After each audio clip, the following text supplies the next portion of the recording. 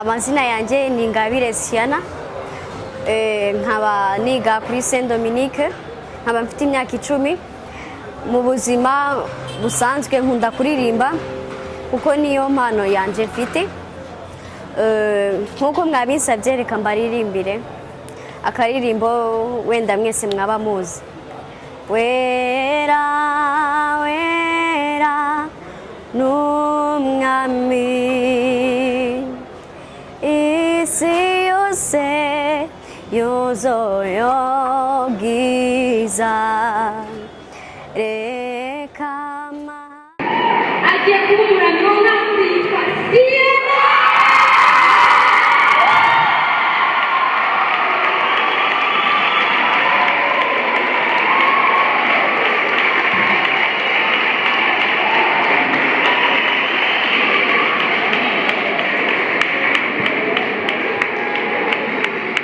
Nari nzi ko turi butsinde twese kuko badushiramo ese uratsinda ese uratsinda, twamenyaga uri butsinde kubera twese twaririmbaga neza.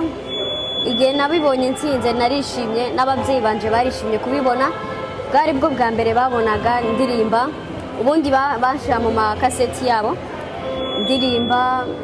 Impano yanjye ntiyari bwamenyekane, ariko kuva tukoze competition bakabona nsinze barishimye cyane kubona icyo gikorwa cy'Imana bashije kugitsinda. Harya ubwo wahembye iki baguhembye ubundi? Bampaye igikombe na eshek hamwe batubwiye ngo bazadukorera kaseti. Jewe ku giti canje uwabaye wa mbere bamubwiye ngo bazamukorera kaseti zose ashaka, igaza bafite indirimbo bazayimukorera na video na audio bazazimukorera igihe ashakiye. Nico gihembo baduhaye. Bwa mbere mama kuri mama iwe yabifataga nk'ari indoto, yavuga ngo isi ibi ngibi biri kuba nibyo cangwe sije. Twabwira ngo ni bitangaza Imana yadukoreye, tukishima, twarishimye pe.